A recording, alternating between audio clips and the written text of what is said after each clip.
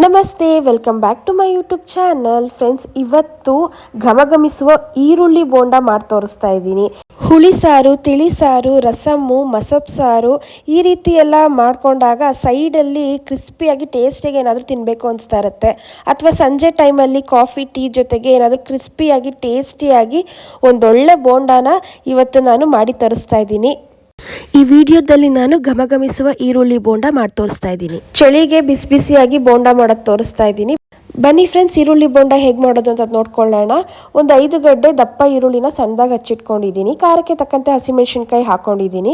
ನಿಮಗೆ ಮೈಲ್ಡ್ ಆಗಬೇಕಂದ್ರೆ ಸ್ವಲ್ಪ ಹಸಿಮೆಣಸಿನ್ಕಾಯಿ ಹಾಕೊಳ್ಳಿ, ಖಾರವಾಗಿ ಬೇಕಂದ್ರೆ ಸ್ವಲ್ಪ ಜಾಸ್ತಿನೇ ಹಾಕೊಳ್ಳಿ ಹಸಿಮೆಣಸಿನ್ಕಾಯಿ. ಕೊತ್ತಂಬರಿ ಸೊಪ್ಪು, ಸಬ್ಬಕ್ಕಿ ಸೊಪ್ಪು, ಪುದೀನ ಸೊಪ್ಪನ್ನ ಒಂದೊಂದು ಹಿಡಿ ತೊಗೊಂಡಿದ್ದೀನಿ, ಸಣ್ಣದಾಗಿ ಹಚ್ಚಿಟ್ಕೊಂಡಿದ್ದೀನಿ.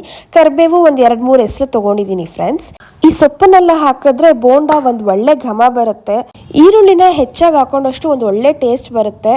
ಒಂದು ಬೌಲ್ಗೆ ನಾನು ಹಚ್ಚಿಟ್ಕೊಂಡಿರುವಂಥ ಈರುಳ್ಳಿ, ಹಸಿಮೆಣಸಿನ್ಕಾಯಿ, ಸಬ್ಬಕ್ಕಿ ಸೊಪ್ಪು, ಕೊತ್ತಂಬರಿ ಸೊಪ್ಪು, ಪುದೀನ ಸೊಪ್ಪು, ಕರಿಬೇವು ಇದೆಲ್ಲ ಹಾಕೊಂಡಿದ್ದೀನಿ ಸ್ನೇಹಿತರೆ. ರುಚಿಗೆ ತಕ್ಕಷ್ಟು ಉಪ್ಪನ್ನು ಹಾಕೊತಾ ಇದ್ದೀನಿ. ಸ್ವಲ್ಪ ಜೀರಿಗೆನ ಹಾಕೋಬೇಕು. ಹಿಂಗನ್ನು ಅರ್ಧ ಸ್ಪೂನ್ ಹಾಕೊತಾ ಇದ್ದೀನಿ. ಅಡಿಗೆ ಸೋಡಾ 1/4 ಸ್ಪೂನ್ ಹಾಕೊಂಡಿದ್ದೀನಿ. ಒಂದು ಅರ್ಧ ಲೋಟ ನೀರು ಹಾಕ್ಕೊಂಡು ಇದನ್ನೆಲ್ಲನೂ ಚೆನ್ನಾಗಿ ನಾದ್ಕೋಬೇಕು. ಈ ರೀತಿ ನಾದ್ಕೊಂಡಾಗ ಒಂದು ಒಳ್ಳೆ ಘಮ ಬರುತ್ತೆ. ನಾವು ಅವಾಗವಾಗ ಊಟದ ಜೊತೆಗಾಗಿರಬಹುದು ಅಥವಾ ಟೀ ಟೈಮ್ಗೆ ಬೋಂಡಾನ ಮಾಡ್ಕೊತಾ ಇರ್ತೀವಿ. ಈ ರೀತಿ ನೀವು ಮಿಕ್ಸ್ ಮಾಡ್ಕೊಳ್ಳೋದ್ರಿಂದ, ಸ್ವಲ್ಪ ನೀರನ್ನು ಹಾಕಿ ಇದನ್ನೆಲ್ಲ ಕಲಸಿ ನಂತರ ಬೋಂಡ ಮಾಡೋದ್ರಿಂದ ಒಂದು ಒಳ್ಳೆ ಘಮ ಬರುತ್ತೆ, ಕ್ರಿಸ್ಪಿಯಾಗಿ ಬರುತ್ತೆ, ಟೇಸ್ಟಿಯಾಗಿ ಬರುತ್ತೆ. ಎಲ್ಲರೂ ತುಂಬ ಇಷ್ಟಪಡ್ತಾರೆ ಬೋಂಡ ಅಂದರೆ, ಅಷ್ಟು ಚೆನ್ನಾಗಿ ಬರುತ್ತೆ ಈ ವಿಧಾನದಲ್ಲಿ ಬೋಂಡ ಮಾಡ್ಕೊಳ್ಳೋದ್ರಿಂದ. ಫ್ರೆಂಡ್ಸ್, ಈ ರೀತಿ ಚೆನ್ನಾಗಿ ನಾದ್ಕೊಳ್ಳೋದ್ರಿಂದ ಈರುಳ್ಳಿ, ಹಸಿಮೆಣಸಿನ್ಕಾಯಿ ಮತ್ತು ಸೊಪ್ಪುಗಳದೆಲ್ಲ ಫ್ಲೇವರು ಚೆನ್ನಾಗಿ ಬಿಟ್ಕೊಳ್ಳುತ್ತೆ. ನೆಕ್ಸ್ಟ್ ನಾನು ಅರ್ಧ ಕಪ್ ಆಗುವಷ್ಟು ಕಡಲೆ ಹಿಟ್ಟನ್ನು ಹಾಕೊತಾ ಇದ್ದೀನಿ. ಈ ಒಂದು ಮಿಶ್ರಣಕ್ಕೆ ಚೆನ್ನಾಗಿ ಕಲಸಿದ ತಕ್ಷಣವೇ ಹಾಕೋಬೇಕು ಕಡಲೆ ಹಿಟ್ಟನ್ನು. ಮತ್ತು ನಾನು ಅಕ್ಕಿ ಹಿಟ್ಟು 1/4 ಕಪ್ ಆಗುವಷ್ಟು ಅಕ್ಕಿ ಹಿಟ್ಟನ್ನು ಹಾಕೊತಾ ಇದ್ದೀನಿ. ಇದನ್ನೆಲ್ಲ ಹಾಕಿ ಚೆನ್ನಾಗಿ ಮಿಕ್ಸ್ ಮಾಡ್ಕೋಬೇಕು. ಸ್ವಲ್ಪನೇ ನೀರು ಹಾಕ್ಕೊಂಡು ಬೋಂಡದ ಹಿಟ್ಟಿನ ಹದಕ್ಕೆ ಕಲಿಸ್ಕೊತೀನಿ.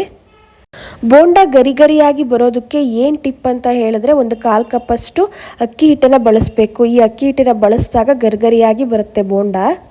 ಬೋಂಡದ ಹಿಟ್ಟನ್ನು ಕಲಿಸ್ಕೊಂಡಾದ ನಂತರ ಒಂದು ಬಾಣಲೆಯಲ್ಲಿ ನಾನು ಎಣ್ಣೆನ ಕಾಯಕ್ಕೆ ಇಟ್ಕೊಂಡಿದ್ದೀನಿ ಕರಿಯೋದಕ್ಕೋಸ್ಕರ.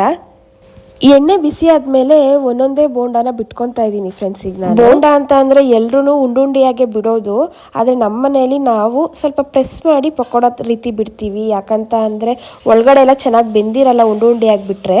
ಅದಕ್ಕೆ ನಾನು ಈ ರೀತಿ ಎಣ್ಣೆಗೆ ಬೋಂಡಾನ ಸ್ವಲ್ಪ ಪ್ರೆಸ್ ಮಾಡಿ ಬಿಟ್ಕೊತೀನಿ. ಮೀಡಿಯಮ್ ಫ್ಲೇಮಲ್ಲಿ ಈ ಬೋಂಡಾನ ಬೇಯಿಸ್ಕೊಬೇಕು. ಮೊದಲೇ ಎಣ್ಣೆನ ಚೆನ್ನಾಗಿ ಕಾಯಿಸ್ಕೊಂಡಿರಬೇಕು ಹೈ ಫ್ಲೇಮಲ್ಲಿ. ನಂತರ ಬೋಂಡ ಬಿಡಬೇಕಾದ್ರೆ ಮೀಡಿಯಮ್ ಫ್ಲೇಮ್ ಮಾಡಿಕೊಂಡು ಈ ರೀತಿ ಸ್ವಲ್ಪ ಪ್ರೆಸ್ ಮಾಡಿಕೊಂಡು ಬಿಡಬೇಕು.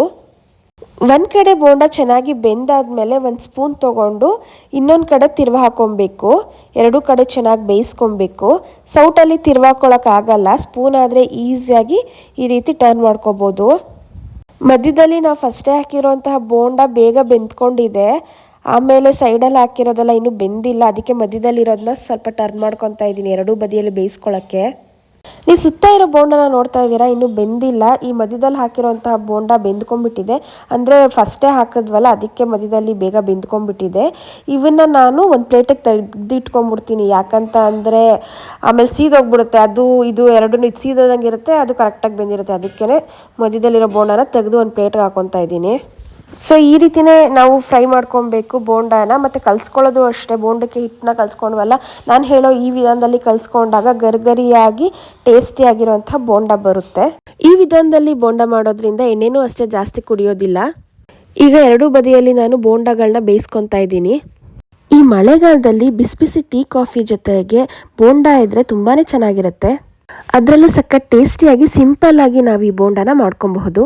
ಈ ಬೋಂಡನ ನಾವು ಕಲರ್ ಚೇಂಜ್ ಆಗೋವರೆಗೂ ಬೇಯಿಸ್ಕೊಬೇಕು. ಫಸ್ಟ್ ಹಾಕಿರೋ ಬೋಂಡನ ಕಲರ್ ಚೇಂಜ್ ಆಗಿಬಿಟ್ಟಂತ ಎತ್ತಿಟ್ಕೊಂಡಿದ್ವಲ್ವ, ಆ ಬೋಂಡನ ಈ ಒಂದು ಸಮಯದಲ್ಲಿ ಹಾಕ್ತಾ ಇದ್ದೀನಿ. ಈಗ ಎಲ್ಲ ಒಂದೇ ಕಲರ್ ಬರುತ್ತೆ ಮತ್ತು ಚೆನ್ನಾಗೂ ಬೆಂದ್ಕೊಳ್ಳುತ್ತೆ. ಈ ರೀತಿ ಮಾಡ್ಕೊತಾ ಇದ್ದೀನಿ ನಾನು. ಈ ರೀತಿ ನಾನು ಯಾಕೆ ಮಾಡಿಕೊಂಡೆ ಅಂತ ಅಂದರೆ, ಅದು ಫಸ್ಟೇ ಬೆಂದ್ಕೊಂಡ್ಬಿಟ್ಟಿತ್ತು ಮತ್ತು ಇನ್ನು ಮಿಕ್ಕಿದೆಲ್ಲ ಬೆಂದಿರಲಿಲ್ಲ, ಎತ್ಕೊಂಡಿರಲಿಲ್ಲ ಅಂತ ಅಂದರೆ ಅದು ಸೀದೋಗ್ಬಿಡೋದು. ಅದಕ್ಕೆ ಸೀಯಬಾರ್ದು ಅನ್ನೋ ಕಾರಣಕ್ಕೆ ಈ ರೀತಿ ಮಾಡಿಕೊಂಡೆ. ಓಕೆ ಫ್ರೆಂಡ್ಸ್, ಈಗ ನೀವು ನೋಡ್ತಾ ಇರ್ಬೋದು ಕಂದು ಬಣ್ಣಕ್ಕೆ ಚೇಂಜ್ ಆಗಿದೆ ಈ ಬೋಂಡಗಳೆಲ್ಲ. ಈಗ ಒಂದು ಪ್ಲೇಟ್ಗೆ ತೆಗೆದಿಟ್ಕೊತಾ ಇದ್ದೀನಿ ನಾನು. ತುಂಬ ಚೆನ್ನಾಗಿ ಕ್ರಿಸ್ಪಿಯಾಗಿ 2 ಸೈಡು ಚೆನ್ನಾಗಿ ಬೆಂದಿದೆ ಬೋಂಡ. ಈ ವೆದರ್ಗಂತೂ ಖಾರವಾಗಿ ಟೇಸ್ಟಿಯಾಗಿ ಚೆನ್ನಾಗಿರುತ್ತೆ ಬೋಂಡ ತಿನ್ನೋದಕ್ಕೆ. 10 ನಿಮಿಷದಲ್ಲಿ ಬೋಂಡಾನ ಮಾಡ್ಕೊಬೋದು. ಬೇಗ ನಾವು ಈರುಳ್ಳಿ, ಮೆಣಸಿನ್ಕಾಯಿ, ಕೊತ್ತಂಬರಿ, ಕರಿಬೇವು, ಪುದೀನ, ಸಬ್ಬಕ್ಕಿ ಸೊಪ್ಪು ಇದೆಲ್ಲ ಕಟ್ ಮಾಡಿಬಿಟ್ಟು ಸ್ವಲ್ಪ ಕಡಲೆ ಹಿಟ್ಟು, ಅಕ್ಕಿ ಹಿಟ್ಟು, ಉಪ್ಪು, ಸೋಡಾ, ಜೀರಿಗೆ ಇದೆಲ್ಲ ಹಾಕ್ಕೊಂಡು 10 ಮಿನಿಟ್ಸಲ್ಲೇ ಮಾಡ್ಕೊಬೋದು. ಇವಾಗ ನಮ್ಗೆ ತಿನ್ಬೇಕಂತ ಅನಿಸ್ತಾ ಇರುತ್ತೆ ಅಂದ್ಕೊಳ್ಳಿ ಬೋಂಡ, 5ರಿಂದ 10 ನಿಮಿಷದಲ್ಲಿ ನಾವು ಇದನ್ನು ಮಾಡ್ಕೋಬೋದು.